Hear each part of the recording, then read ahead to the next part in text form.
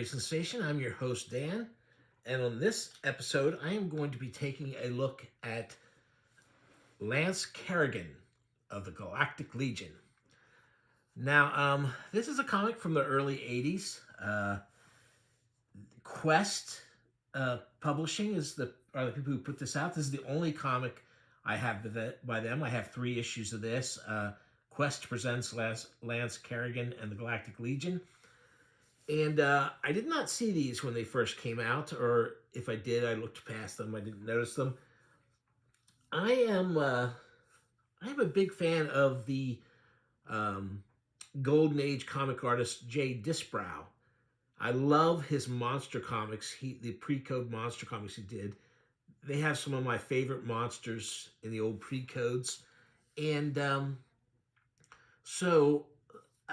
At some point, I found out he had done this, and this was in the wake of Star Wars making things popular again, and George Lucas saying things like, "Oh, this Star Wars, it's because of my love of Flash Gordon and things like that."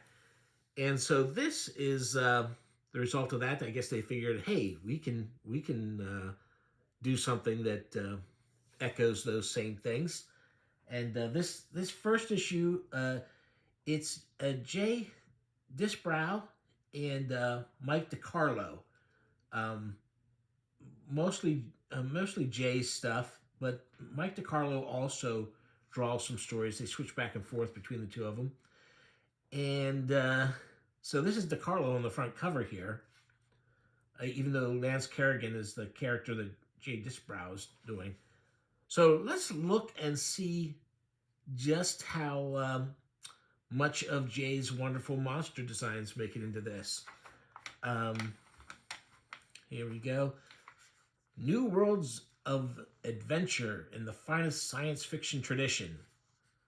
So this is Lance Carrigan. And I'm happy to say that in the future that this book represents, that is perhaps the whitest white guy name I can imagine. I mean, that's very Golden Age kind of name. And, we've got this, this is the main bad guy. He wants to rule the galaxy. There's a nicely drawn. So the thing about what's funny to me is that the independent comics, the power comics that come along, even though they're supposedly inspired, they were doing it to ape current comics in a lot of ways.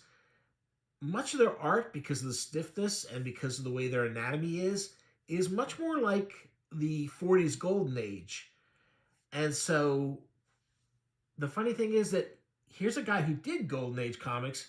Now he's doing basically power comics in the 80s, and the artwork looks, it looks just right for this kind of thing. And so, there's a monster. It's not bad looking. It's not one of his wildest or greatest. It is weird that you can't see its mouth. It's got like a beard, like a schnauzer type look to its face, but it's pretty fun. I do think his spacecrafts are pretty far out. They very much look like they should be toys and not really, they don't look very dynamic or really space worthy. The artwork in here is really cool. Like I said, it's got that stiffness to it that reminds me of the original things he was doing, but there is some, the color, the use of the blacks and stuff. That's really good. It's well above average art.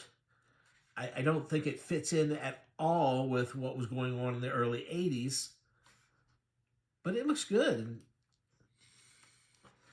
But let's see. A lot of this stuff is guys standing around, and they have a lot of these panels where good guys are on one side, shooting at bad guys on the other side, and the good guys are almost always landing their shots. And so there's a lot of shots of rooms full of people shooting back and forth between each other. And how exciting you find that, I'm not sure. But I think that's kind of looks like the monster from that front page. Uh, his face looks a little different there. He's a little cuddly looking actually, but there is some monster action. Continued. Now here's the thing: is to be continued. They have a one-page jokey, gag kind of strip in here from Mike DiCarlo, and then it's right back to the story. I am. Here's what it's saying for this panel: a powerful blast of air pressure is released from the floor of the pit. Lance and the savage beast are unceremoniously hurled up through the pit's opening. So, interesting. Then the beast can run amok amongst the bad guys. Yay! Here's another one of these panels where, again, the good guys are on one side, the bad guys are on the other side. The good guys are just blasting away, and you see they're hitting mostly. Most of the bad guys are falling. There's another page of that.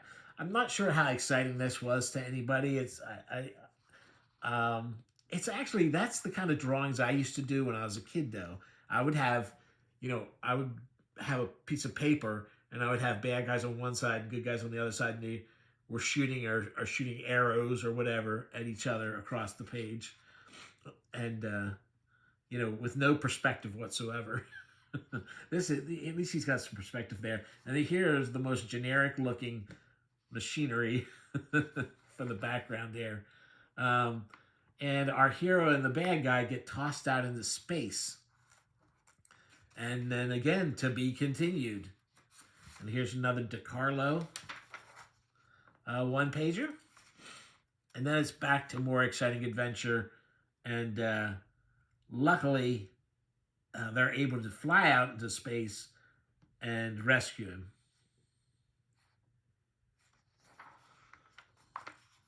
There they are talking about the menace they're facing. The guy who wants to take over the universe. Another rock'em sock'em fight. And then the bad guy's losing, so he pulls a lever and it drops all kind of junk down on them. What do they call it? When the mass killer, who is familiar with all the apparatus in the room, pulls a lever that causes the upper storage shelving to collapse with a thunderous clatter, tons of boxed equipment hurtles down upon Lance Carrigan.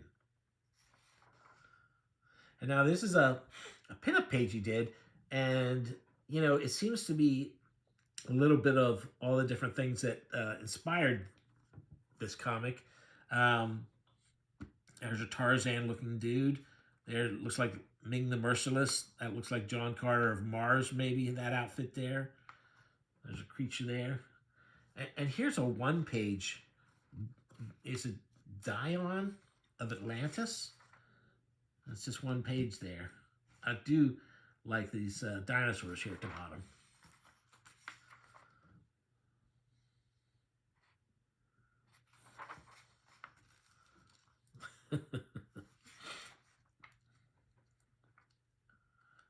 So this is this, and by the way, this isn't Lance. This is a EC style sci-fi story, and they land on a planet, and they see different kinds of all these different structures that they can't tell what they are, and they're attacked by what looks to be a giant ant. They go into this large thing, and they're hypothesizing that it might be there might be some kind of large vase or something, and then it turns. Then as they're in there, and all this dried vegetation is in there, and suddenly they see a giant fireball come at them, and it scorches a bunch of them to death, and then the rest are like sucked up into it. And then of course the very last panel is they had actually landed on Earth, and they had actually accidentally got into a guy's pipe, and he smoked them. He's going like, I gotta change my tobacco, Maggie. This stuff is beginning to taste terrible. Wah, wah, wah. And here's for the next issue. This is a good picture here. This is right out of the Flash Gordon movie serials. There's one where they just took an ape suit and they put a horn on its head, and that was one of the monsters. Flash Gordon fights in an arena or something. I think it's one of those kind of situations. So, and there's this these crazy aircrafts again. I mean, I guess that kind of looks like the underside of that big destroyer at the beginning of Star Wars. But they're just... that's Jay Dusbrow doing that one. Here comes the Galactic Legion. I'm going to walk through this one a little bit faster. It's just them sneaking into the spacecraft, getting captured, escaping. They want to go to the home world of... there's a guy burnt to death. They try to go to the home world of the villain, and as they approach the planet, as they try to land, something takes control of their ship and crashes them. And then everyone seems to be dead, and these spheres come into the ship. They land on the everyone and bring them back to life.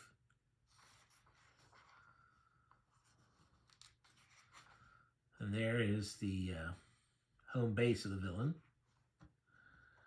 And he's told that he's going to take him to the master. And there's the master. He says, you don't scare me. There's nothing you can do to me. I'm the one who brought you back to life just because I wanted to see, what you had to say for yourselves, yada, yada. And so he's going to make slaves of them. He grabs this woman for himself. She's supposed to be... I forget what the backstory is on her. She's like some princess or something. I do like her outfit, though. Here's Lance tied up. He's being tortured so that, they want him to lose his mind so he can become a slave to them. And the torture is in this room. He sees, it creates illusions, these monsters to torment him. And so, to drive him crazy. And now she's stuck in there with him. And, again, I like Jay's monsters. I don't think there's anything... These feel kind of generic to me, a little generic. I do like this creature a lot. This one...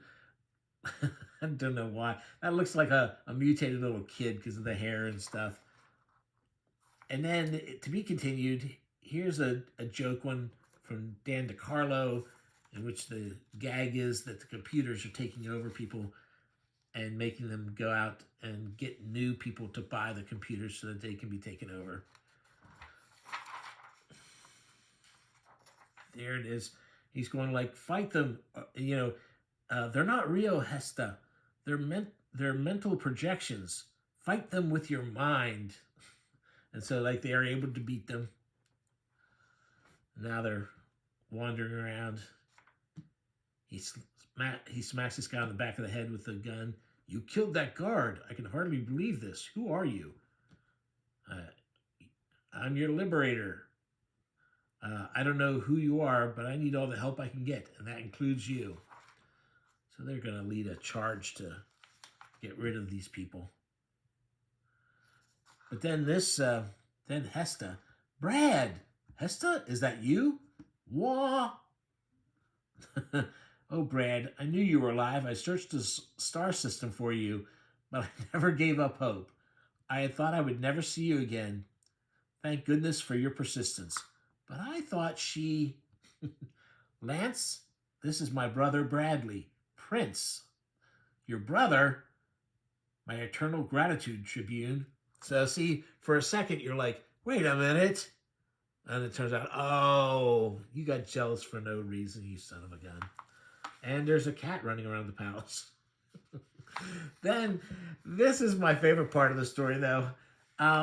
There's only one weapon in the entire galaxy which can defeat the bad guy.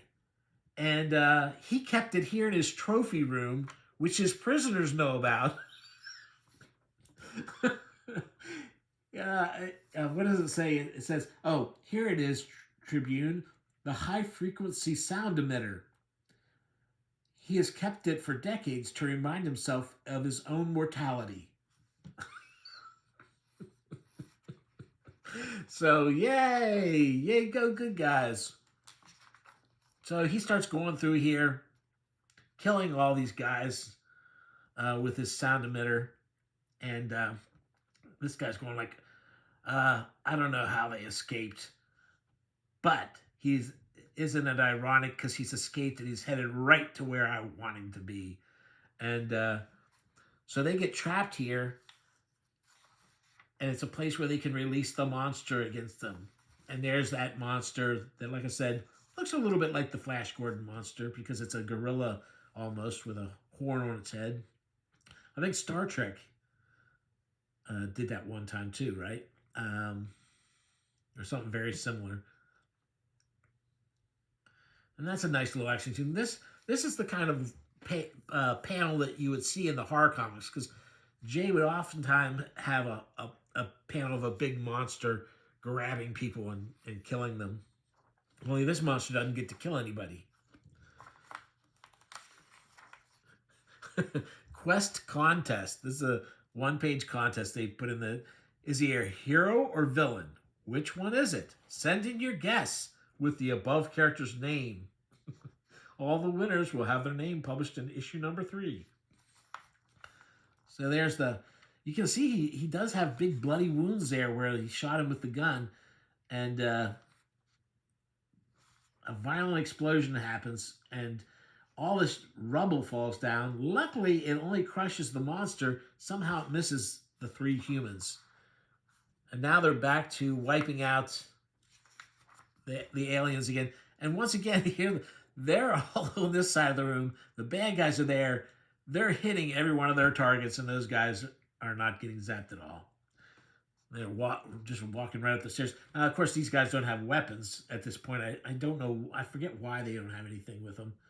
I think because they're impervious to shots. I guess the sound, using the sound thing at the same time as firing the weapons makes them vulnerable. And then when his forces are defeated, he decides to poison himself rather than face them. And his people, his followers, are running out of the palace because they know they've lost, and it's saying that they're being devoured by predators out in the jungles. And that's not a bad dragon there, or giant lizard or whatever it is. I do like that a lot. And then there's all the treasures he had amassed. Now, woohoo! Something for the ladies. There they go. They get to kiss again. But now he's sad because she's gonna stay behind and fulfill her princess duties. And he's got to go on more adventures. His head looks huge there. Look how tiny his shoulders look. Yes, coming next issue. And then here's our final issue. As far as I know, there's only three issues. And they sprang for color in this one. And the color is not bad, I think. I like the black and white just fine. But the color's okay. And now here they are. This is a real sign that this is post Star Wars, because he's traveling on his next mission, and he's in a space bar and gets into a fight with some aliens. He's thrown in a. He gets shanghaied. So now he's on this other planet here, and all these people have been captured. Don't try to remove this band, you big lug. If you do, you'll tear your flesh. I will be most careful, I assure you. Each man will receive a pickaxe and a shovel. You will dig out the ore and fill the baskets.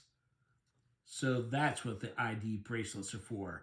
They're being chained together here in the mine using those ID bracelets. So he works all day. He's there sleeping, and that young woman, Earthwoman, comes, frees him, and gives him a knife to use for a weapon. And he fights another ape-looking monster. And as he's fighting it, crew comes to capture him, and they're the ones who actually kill him. We will take him to the arena compound. Another Flash Gordon, Buck Rogers style happening, and there he fights. This guy. He's supposed to be kind of a caveman type, a Neanderthal, but really, I don't know. He just looks kind of a little extra hairy. Maybe he's got a big brow, but I don't know. I don't really get Neanderthal vibes from him. Then he has to fight another guy who's been trained in fighting. He kills him. Then he has to fight a whole group of them. And he manages to beat that whole gang. So then the final thing is this monster. And I do like this monster. It's some crazy mix of dinosaurs. And it's pretty cool. He defeats it.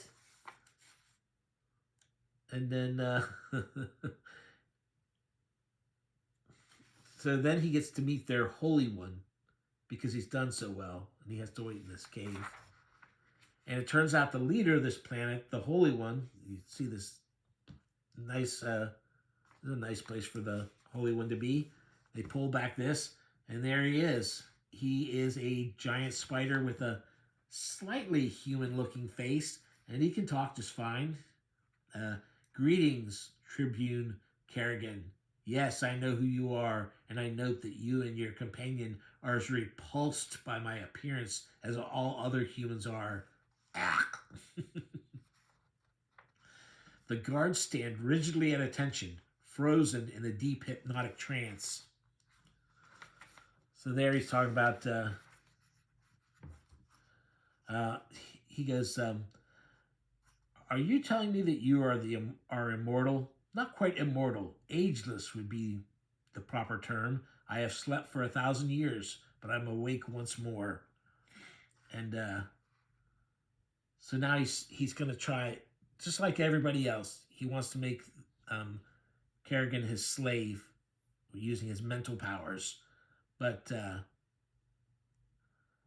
my mind shielding is holding. He has no power over me. Sorry, Quad, but I'm immune to your black magic. So he jumps over, grabs a gun, and starts shooting wildly. And there you see the arm. One way or another, so he goes, fool, did you think to destroy me so easily? So he can't get through the creature's energy field. So he's shooting wildly, but he's shooting at the ceiling. And all the stuff caves in on it. And then it has actually like what look like laser beams he can shoot out at him. But now his force field is no longer working, so he goes up, levels a blast directly at the unprotected head of the monster. This time Quad's shield is no longer operative. Humanity has won, Quad. Kablam! So now he's got a new honey. See, he was crying at the beginning of the end of the last book. But look, now, in our next issue, the Red Nebula. And then here's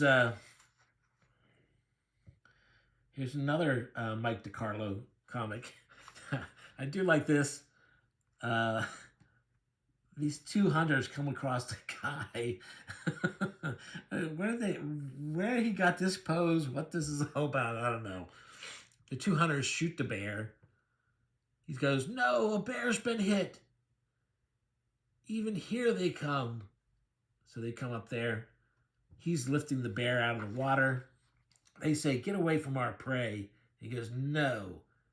Killing one child is not enough for you? Fear not. I will cooperate with you, but not the way you envision, evil one." And it turns out he can turn into a giant pink blobby monster. And it's crushing us, continued. Next issue. And as far as I know, that was it. This is him. This is the Reflector, who they just had in. That was him in this issue, and they're promising more of him for the next issue. As far as I know, there's only these 3 issues. If anybody knows there's more issues, or even if this publisher, Quest, did other comics, please put something down in the comments. Now, as a fan of, like I say, of Jay Dusbrow's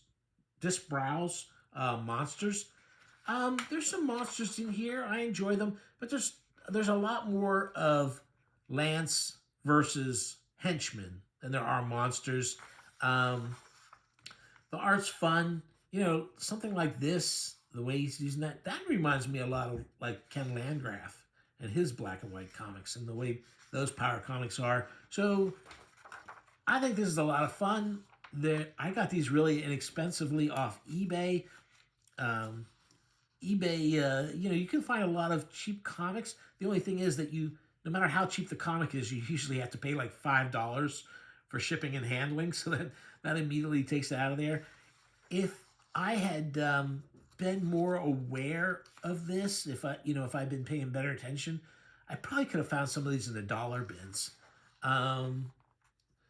The problem is a lot of times when I'm looking through the dollar bins and I'm going so fast, I don't remember exactly all the different things I've seen over the years and thought, oh, I should check that out. So, but anyway, is it worth getting? You tell me.